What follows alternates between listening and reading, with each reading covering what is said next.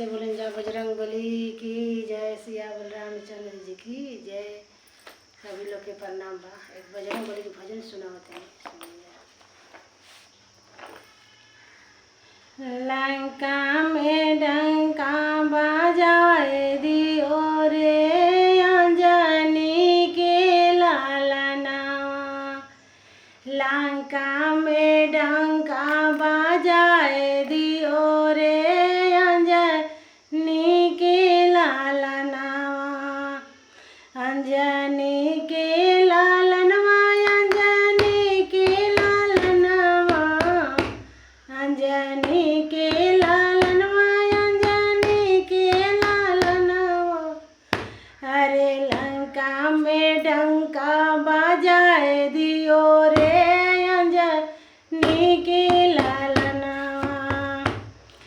उड़ी उड़ी बैठे समुद्र किनारे, उड़ी उड़ी बैठे समुद्र किनारे। अरे सोने के पुलिया बनाए दिया रे अंजनी के लालनवा।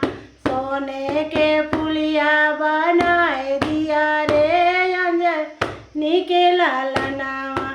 लंका में डंका बजाए दियो रे अंजनी के लालनवा।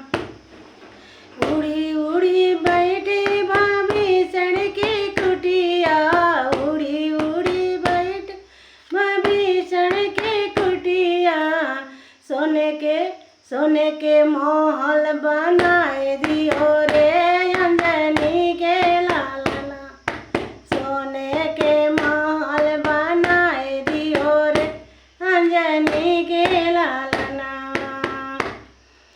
उड़ी उड़ी बैठे अयोध्या नगरिया, उड़ी उड़ी बैठे अयोध्या नगरिया। अरे सीना तो फाड़ के दिखाए दियो रे अंजनी के लालनवा। सीना तो फाड़ के दिखाए दियो रे अंजनी के लालनवा।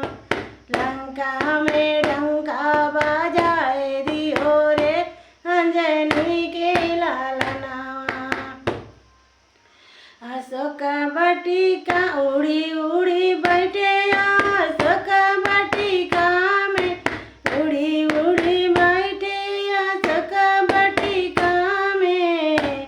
अरे सीता के पता लगाए लियो रे अंजनी के लालनवा।